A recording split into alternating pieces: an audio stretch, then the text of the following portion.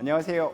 한방의 바나다 한방일타 정샘 발을정 한방병원 정인호 원장입니다. 오늘은 안면신경마비 치료의 중요성에 대해서 알아보도록 하겠습니다.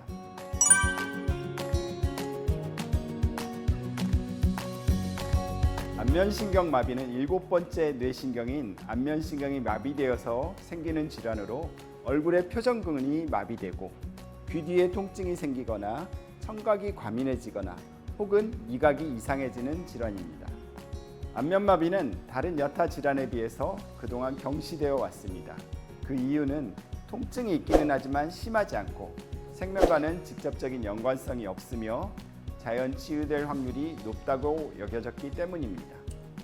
정쌤, 안면마비가 생명에는 지장이 없지 않나요? 예. 안면마비는 생존에는 지장이 없지만 삶의 질과는 밀접한 연관성이 있습니다. 사람들이 다른 사람과 의사소통을 할 때 언어적인 의사소통이 차지하는 비율은 7% 정도밖에 되지 않습니다. 나머지 93%는 비언어적인 의사소통입니다. 예를 들어서 아이가 엄마한테 엄마 나 이 과자 먹어도 돼?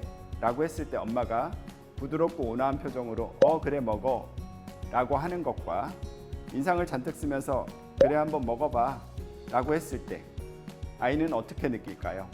첫 번째 경우에는 긍정의 신호로 받아들이지만 두 번째 똑같이 먹으라는 말이기는 하지만 두 번째 경우에는 먹으면 절대 안 될 것 같은 느낌을 갖게 될 것입니다.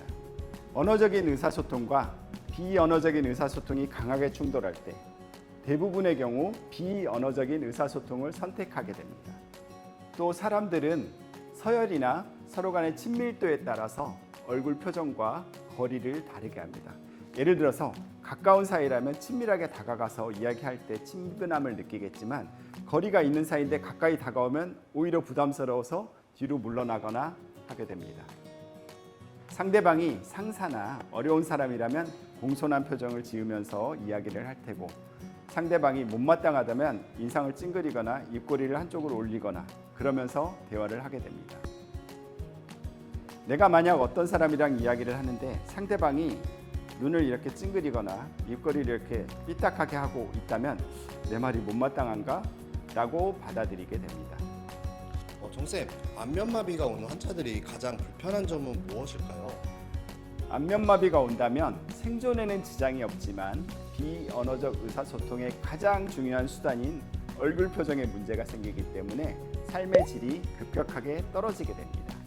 여러 논문에서 유병률을 살펴본다면 매년 10만 명당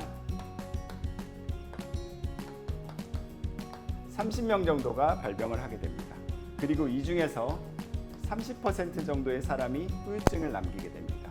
또 이 중에서 5%의 사람은 심각한 후유증을 남기게 됩니다. 이를 우리나라 전국적인 인구로 환산해 본다면 매년 15,000명이 발병을 하게 되는 것이고 심각한 후유증을 겪는 사람은 매년 750명씩 새로 생기게 됩니다.